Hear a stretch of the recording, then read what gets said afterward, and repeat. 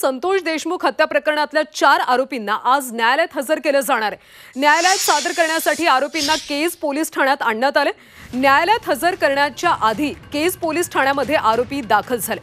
संतोष देशमुख हत्या प्रकरणातल्या 4 आरोपींना आज केज न्यायालयात हजर केलं जाणार आहे। त्या अगोदर 4 आरोपींना आता केज पोलीस ठाण्यात आणण्यात आले। कायदेशीर प्रक्रिया पूर्ण केल्यानंतर त्यांना केज न्यायालयात हजर केलं जाणार आहे। मसाजोगचे सरपंच संतोष देशमुख यांच्या हत्या प्रकरणातले आरोपी जयराम चाटे, महेश केदार, प्रतीक घुले आणि विष्णू चाटे यांच्या पोलीस कोठडीची मुदत आज संपते। त्यामुळे या चौघांनाही केज न्यायालयात आज हजर केलं जाणार आहे। 3 नंतर यांना हजर केलं जाईल। गेवरा इथल्या सीआयडी कोठडीतून केज पोलीस ठाण्यात आरोपी दाखल झाले। त्यामुळे या आरोपींना आता आणखी कोठडी वाढवून दिली जाते का हे पाहणं महत्त्वाचं आहे।